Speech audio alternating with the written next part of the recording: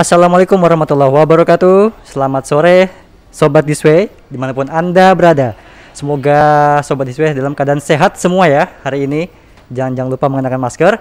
Kembali lagi bersama saya di acara podcast Good Time. Di sore hari ini saya Bayong, tapi kali ini saya tidak sendirian.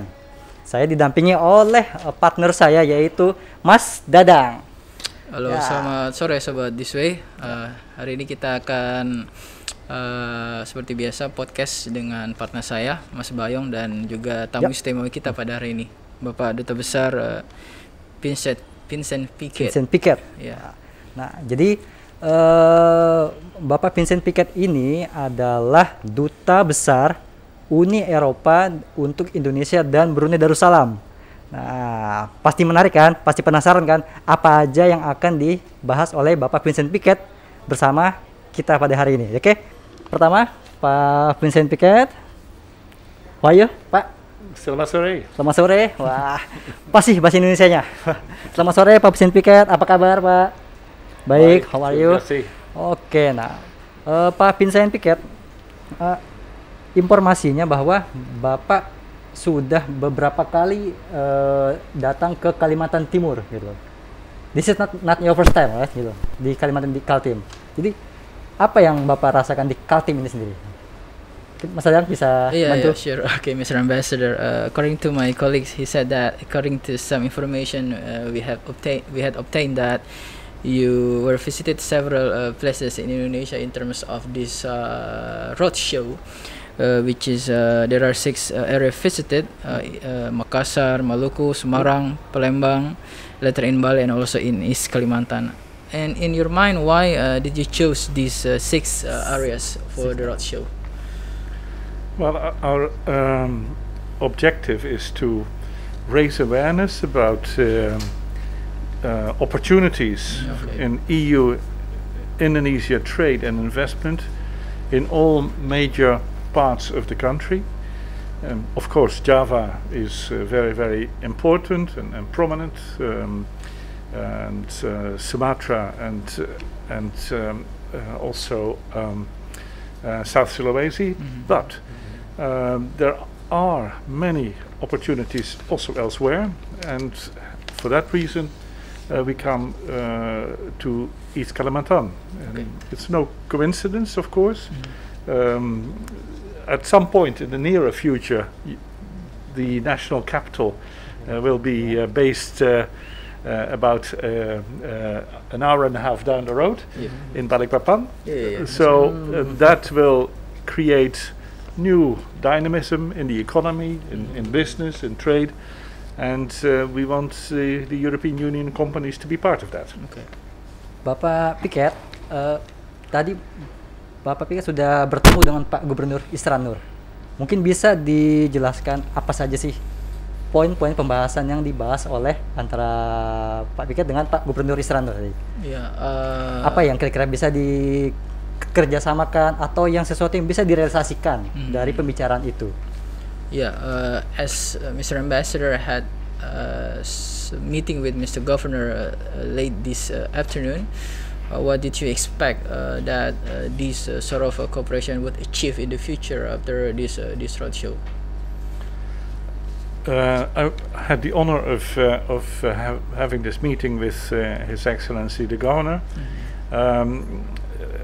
We were very, very focused on how to boost trade and investment.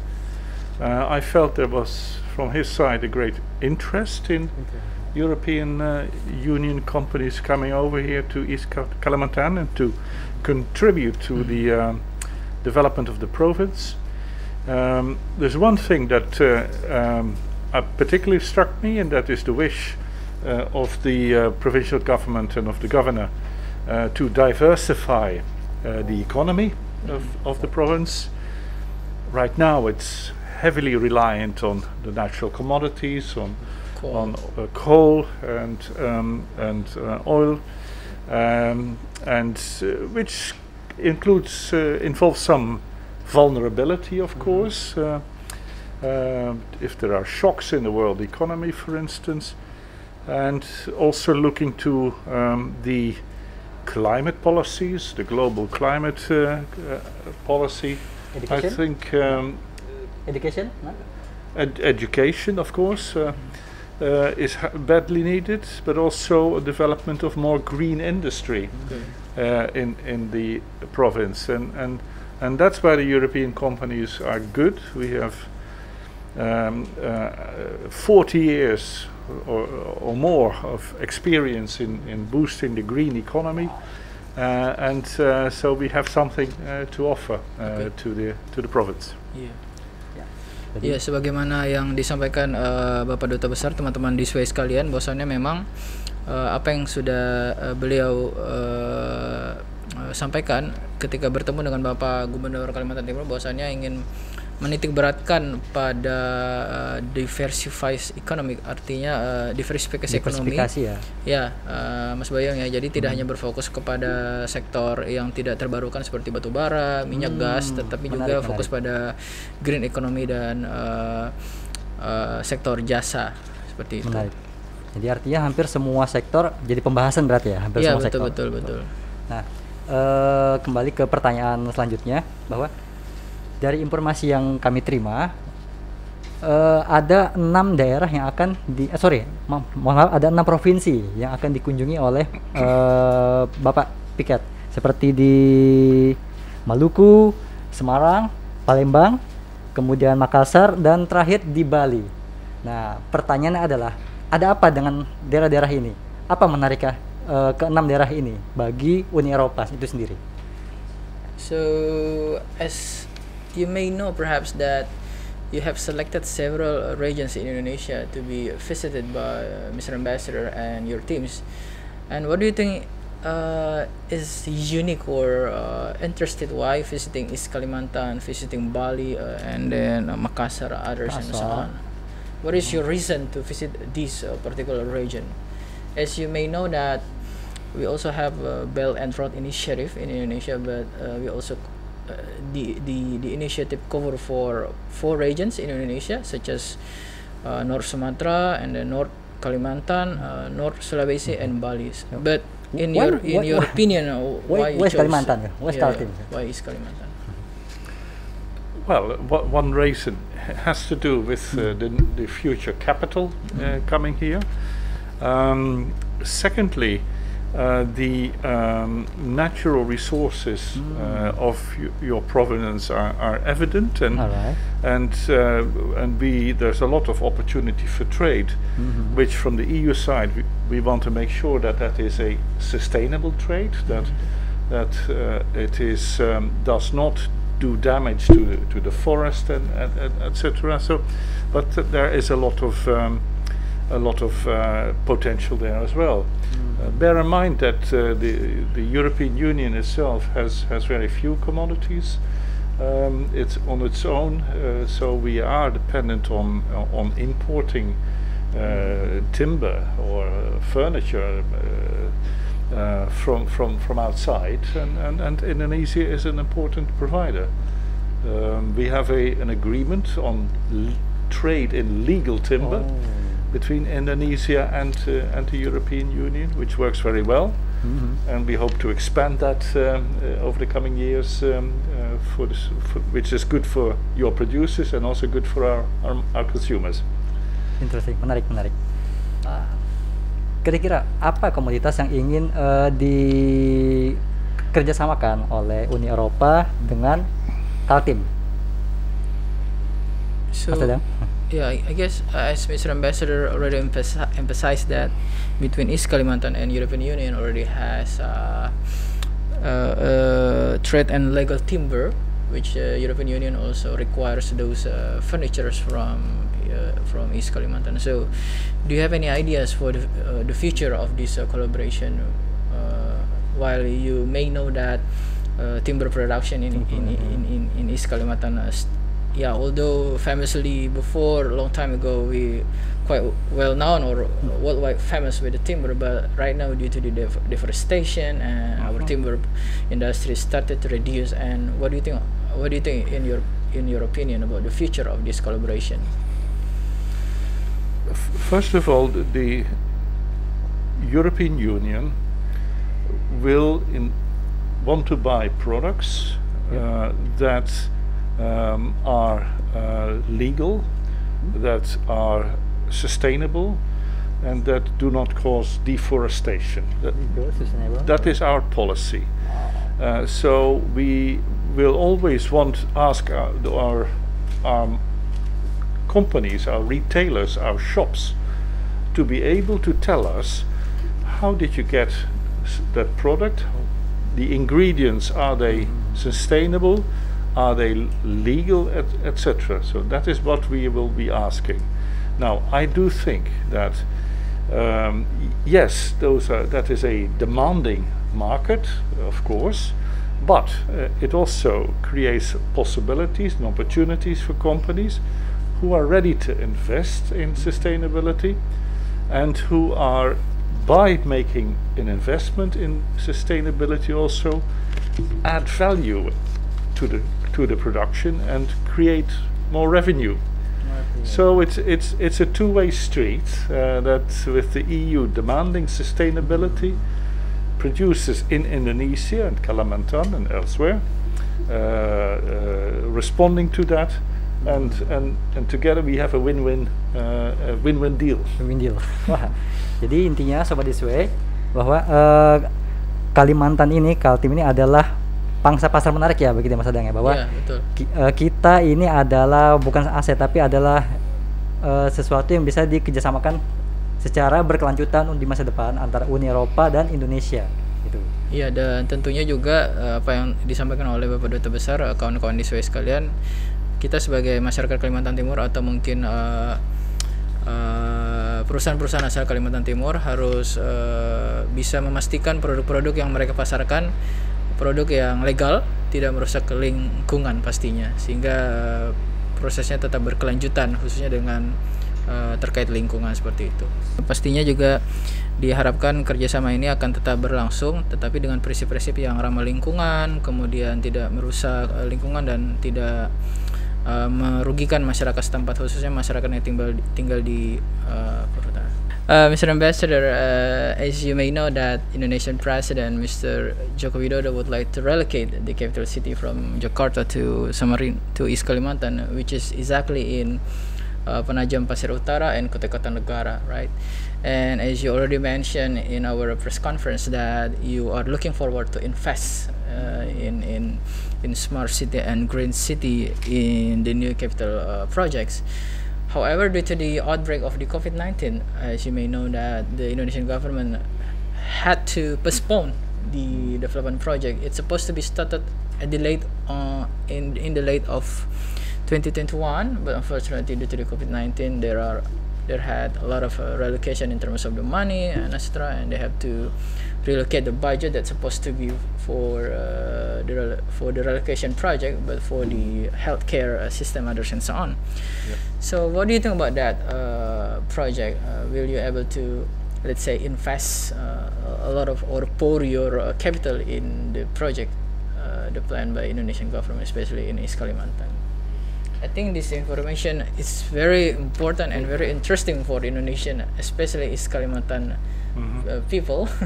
they are looking forward to have the new capital city. Well, obviously, this is an exciting plan, an exciting idea, and it's a huge project, evidently, with a lot of investment needed from the government budget, but also from private sources. And COVID has delayed it. But COVID has disrupted the whole society here in Europe, everywhere. So, so we'll have to. The government will need to reschedule, but so be it. But yes, the European companies would be very keen to learn more about it. What exactly are the opportunities? In which way can the European firms contribute? His Excellency the President has said, I want the future capital to be smart and green. Now we have a lot of know-how on that, evidently, in the European industry, in the European services sector. We have been greening our economy for more than 40 years already. So we are happy to share the know-how that we have with Indonesia, with the East Kalimantan government, to make the future capital a success, because that is what everybody is looking forward to. There will be a lot of dynamism, economic dynamism, coming from this project. So yes, it's a good time to be in East Kalimantan at the moment. Ya, sangat menarik ya, Mas Bayang ya, seperti yang disampaikan oleh Bapak Duta Besar. Memang berulang kali Bapak Dubes sudah sampaikan negara-negara di Uni Eropa itu sangat mapan lah ya, atau sangat hebat dalam hal green economy, kemudian smart city dan lain-lain. Sehingga memang itu bidang yang mereka kuasai, dan mereka sangat ingin berinvestasi di bidang itu, khususnya di rencana pembangunan ibu kota Kalimantan Timur. Dan memang harapannya ke depan akan ada diversifikasi ekonomi ya. Ya. Jadi artinya kita tidak hanya berpatokan kepada batu bara, gas, minyak dan lain, karena memang tidak hanya satu sektor ya. Ya, banyak bidang. Seperti itu. Oke. I think when we are discussing about the new capital city, there are a lot of rumors that spread out both in national and international newspapers that Indonesia will experience some very unpleasant situation in terms of the diversity of forests and animals in the new capital projects. Because there are a lot of concern about when the capital city move, there are a lot of animal will will move away from their habitat. So, and also in that matters, how do you respond about that issues, Mr. Ambassador? Well, I think that everybody has an interest in carrying out such a strategic project in a way that is sustainable for the long run. That is true in Europe, and that is also true here. You don't want to make such an investment if you create problems for the environment or for the population in certain ways. So no, and I have confidence that the government will pursue that. At the end of the day, this is a unique project for Indonesia, but similar projects have been done in other countries. And those countries can share the know-how. Urban development is a continuous process also in Europe. So there's a lot of ways where we can help the Indonesian planners to take this forward in the right way. Ya, menarik banget tadi yang disampaikan oleh Bapak Duta Besar. Memang pada intinya rencana relokasi ini adalah proyek yang sangat besar dan proyek yang sangat unik juga bagi pemerintah Indonesia, khususnya bagi masyarakat Indonesia, sehingga memang bantuan tenaga ahli dari negara-negara di Uni Eropa memang sangat diharapkan untuk kesuksesan rencana pembangunan ibu kota negara ini. Sekalipun memang tadi kita sempat singgung terkait adanya ketakutan terkait kerusakan lingkungan yang akan ditimbulkan dari rencana pembangunan ini, namun seperti yang disampaikan oleh Bapak Dubes, pemerintah Indonesia sudah dengan sangat hati-hati ya Mas Bayang ya, merencanakan proyek ini sehingga harapannya tidak ada kerusakan lingkungan, kemudian diversitas tumbuhan dan binatang yang mungkin terancam terganggu dan lain-lain.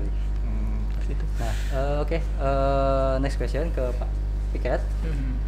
Saya mau bicara tentang energi terbarukan yang saat ini menjadi konsentrasi dari Uni Eropa, bahwa mungkin bisa dijelaskan tidak seperti apa sih konsep energi terbarukan yang dijalankan di Uni Eropa itu sendiri, gitu loh. Yeah, well, as Mr. Ambassador already mentioned several times during our press conference, that your country, which is and also part of the European Union organization, are extremely focused about new energy or green economic in your country. So, in a brief description, in your opinion, what is the concept of the new energy that your country already applies in everyday life situation in the people, or let's say in the government sector or the policymakers and so on and so on? Now, yeah, it starts from the fact that we have a climate crisis. If the world doesn't change the way we use energy, if the world doesn't reduce CO2 emissions, then by the year 2050, the large parts of the world will be unlivable. We will have fight over water, over food, and everything else. So we've got to do something, and the answer to that problem has to do with cutting greenhouse gas emissions, and you do that necessarily by cutting the use of fossil fuels, oil, gas, coal particularly. So we have to do that. There's no two ways about it. Now, so that is one. The second thing, then, how do you manage this this transition? Because it is a transition. This is not from one day to the next. It will take years, and now a couple of aspects. Of course, first of all, you have to promote the renewable energy sector, the solar panels, the geothermal, the hydropower, wind power, of course, very important for certainly in Europe, and all of these renewable energy technologies have become a lot cheaper over the past 2 decades. In other words, it is becoming economically viable. It makes business sense to invest in them and to put a solar panel on your roof, etc. So invest in renewable energy in all sorts of ways. And secondly, you have to phase out the fossil fuels gradually, and then especially coal. Now, Europe has the same problem as Indonesia. We have identified 30 coal regions within the European Union where there's a lot of mining happening with many workers in the mines. Now, of course, one day those mines will need to be closed. You can't do that by kicking everybody just into the street. No, you have to have a plan. That's right. And to make sure that those people find jobs elsewhere, and based on new industries that come into the region now. So that is a job we have to do in Europe, and Indonesia will have to do similar things as well, and we're very keen to work with Indonesia to share know-how and experience about the best ways of getting that job done.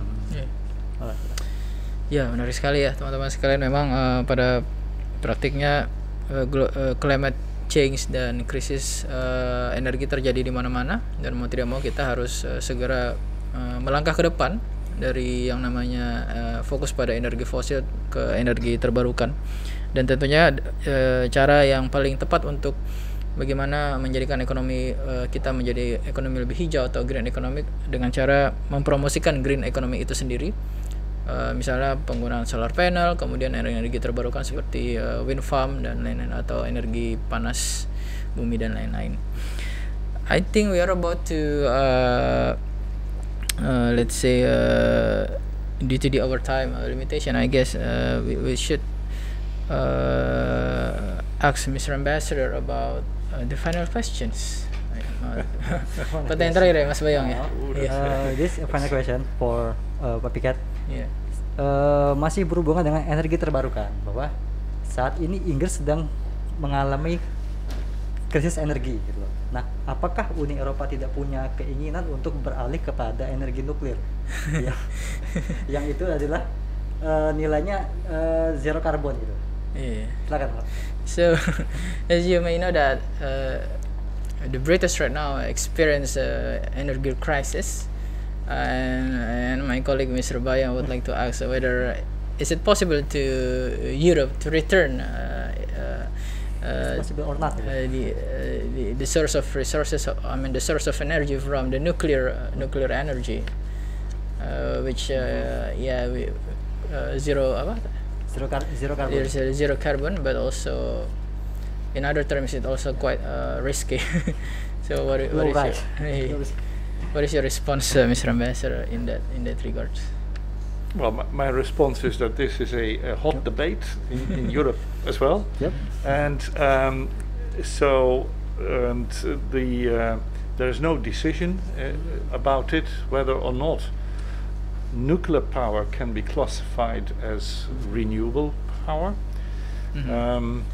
So that the decision still needs. We have to wait for that. But if you look at it very pragmatically, then there is, of course, a number of things you can say. That yes, of course, nuclear power doesn't produce CO2, and that's great and fantastic. Would be a wonderful solution. But at the same time, of course, we know about the waste, the problem of nuclear waste. We also know about that to construct a nuclear power station takes very long, and so it's not going to be a solution for dealing with the energy price crisis that we see right now at all. Secondly, there have been, all of the nuclear power stations have seen cost overruns, that the original budget was exceeded considerably. So there are some also pragmatic considerations that need to be taken into account, regardless on where you stand about whether or not nuclear is a renewable energy. Sebagaimana yang kita tahu bahwasanya memang terdapat banyak perdebatan ya, apakah teknologi nuklir itu termasuk sebagai energi terbarukan atau tidak. Namun memang faktanya terdapat beberapa banyak negara juga yang mengandalkan sektor energinya dari nuklir. Tapi praktiknya apa yang terjadi di Eropa memang terdapat banyak persoalan cukup riskan juga terkait dengan teknologi nuklir ini, sehingga memang terdapat beberapa pertimbangan-pertimbangan pragmatik terkait dengan apakah kita harus tetap melanjutkan menggunakan energi nuklir untuk kelanjutan kehidupan yang lain. Maybe the very last question, Mr. Ambassador, what would you like to say specifically to people of East Kalimantan for this visit? That for me, being here, this is the first time, is a discovery. This is one brief visit, but I have certainly the wish to come back. Okay. And because of the new capital development, but also for discovering the other opportunities that the province offers. I was told today about the tourism development in East Kalimantan, and I'm very keen to and curious to discover that. So Thank you. I look forward to that. Thank you. And very, very much indeed. Thank you so much. Thank you so Well, perhaps we can imagine later that the European embassy will be relocated as well. Not so far from Samarinda ya, Mas Bayong ya. Mungkin karena bagian daripada ring 1 kan kedutaan besar mungkin juga akan dipindahkan. Wah. Ya gitu. Menarik. Baiklah, Sobat This Way, itu tadi perbincangan kami dengan Pak Vincent Piket. Akhirnya kita sampai di akhir sesi sekarang. Nah, ini sebenarnya sangat disayangkan sekali ya. Sebenarnya masih banyak ingin kita diskusikan dengan Pak Piket ini sebenarnya. Mungkin di lain kesempatan kita akan berbicara lebih lanjut dengan beliau. Entah mungkin dia dibawa langsung ke Kedutaan Uni Eropa mungkin. Atau di mana pun kita tidak tahu. Baiklah, itu tadi diskusi kami dengan Pak Vincent. Terima kasih untuk waktunya. Saya Bayong. Saya Dadang. Ya. Salam this way. This is my way. So, can you put your hand like this to camera? Like this. And follow me. Salam Salam this way. this way. Salam this way. This is my way. This is my way. Thank you, Pak Vincent. Thank you.